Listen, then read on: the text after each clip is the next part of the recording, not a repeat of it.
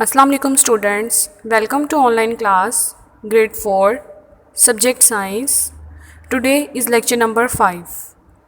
आज lecture number 5 में हम यूनिट नंबर 8 स्टार्ट करेंगे, हीट, पेज नंबर 76 टू 78। आज के हमारे टॉपिक्स हैं all matter is made of atoms, temperature, heat, concept check, page number 78 और क्वेश्चन नंबर 4 के 2 parts 1 and 2। Now students, let's start.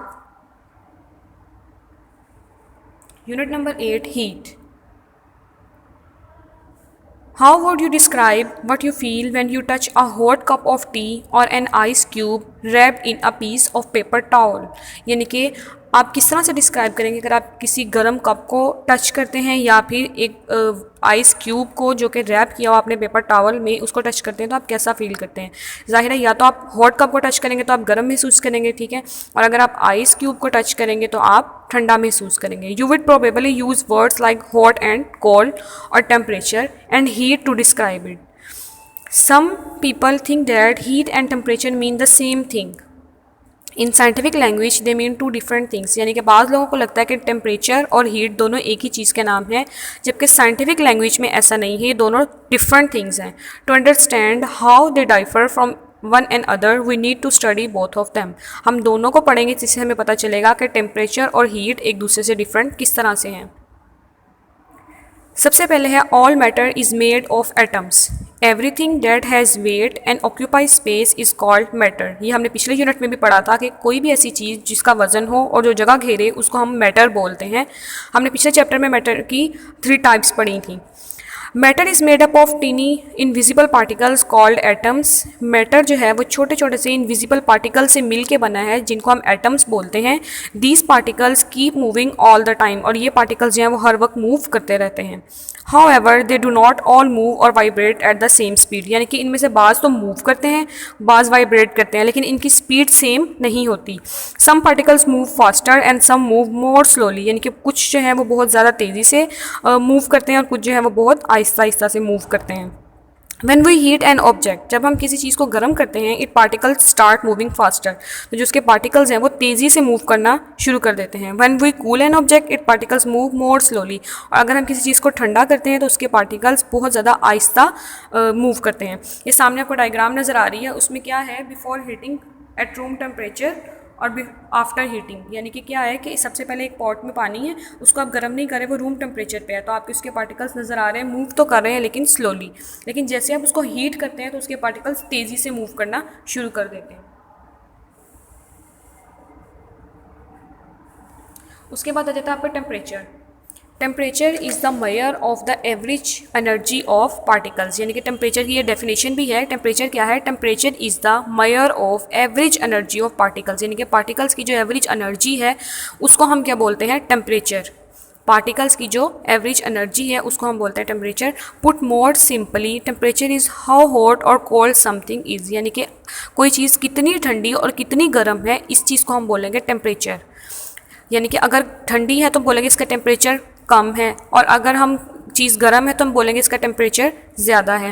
Temperature does not depend on the size of the object. Temperature किसी भी object के size पे depend नहीं करती।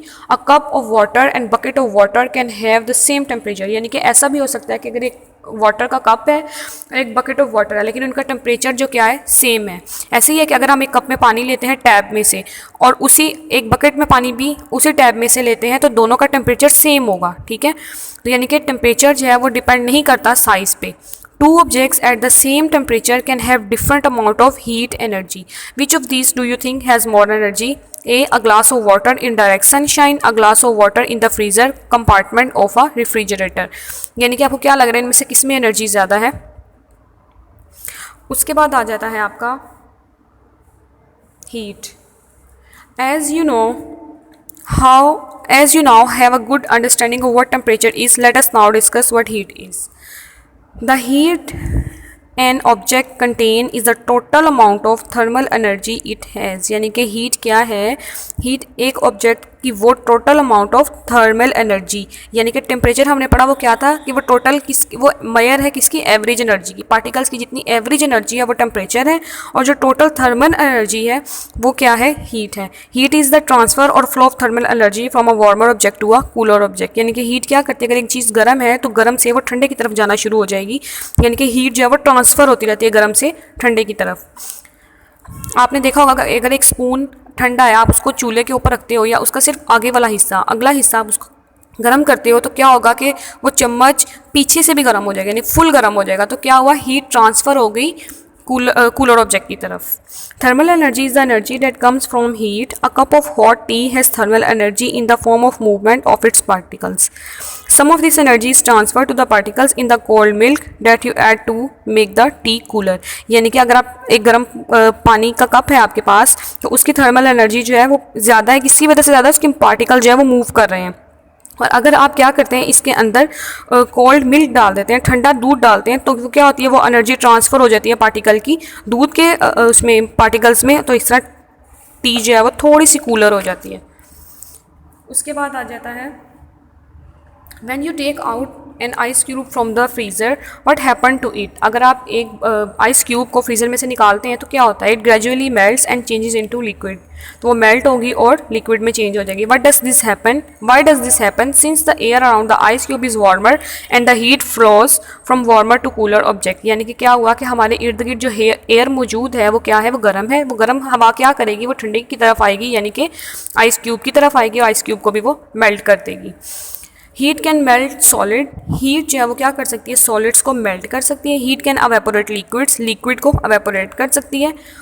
और heat is measured in joules, यानी कि हीट को किस में मेजर किया जाता है, जॉल्स में। इसका मेजरिंग जैसे हम सेंटीमीटर, मीटर ये सब यूज़ करते हैं, इस तरह हीट को मेजर करने के लिए हम जॉल्स यूज़ करते हैं। उसके बाद आपका कॉन्सेप्ट चेक है, fill in the blanks. That is the measure of average energy of particle. Average energy of particle जो है वो क्या है, temperature. Temperature. Number 2, dash is the total amount of thermal energy of particles in a substance. Total amount of thermal energy of particles in a substance क्या है, heat. Number 2 में आएगा heat. उसके बाद है आपके क्वेश्चन आंसर्स। क्वेश्चन नंबर 4 के 2 parts आज हम करेंगे। Define the following terms. A heat, B temperature, और नंबर 2 क्वेश्चन है which two scales are commonly used to measure temperature।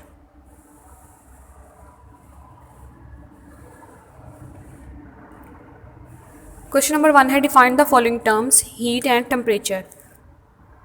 सबसे पहले आप हीट की हेडिंग लिखेंगे, फिर आप लिखेंगे हीट इज़ द ट्रांसफ़र और flow of thermal energy from a warmer object to cooler object.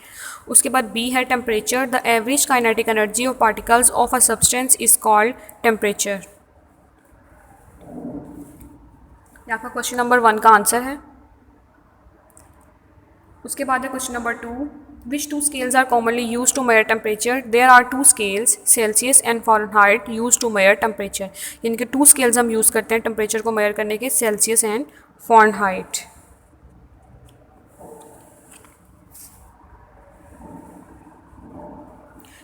ये 2 क्वेश्चंस हैं, आपने इनको अपनी कॉपीज़ पे नीट वे में नोट डाउन करना है। इसके अलावा इनको याद भी करना है। आपका लेक्चर नंबर 5 यहाँ पे एंड होता है। अल्लाह हाफिज़।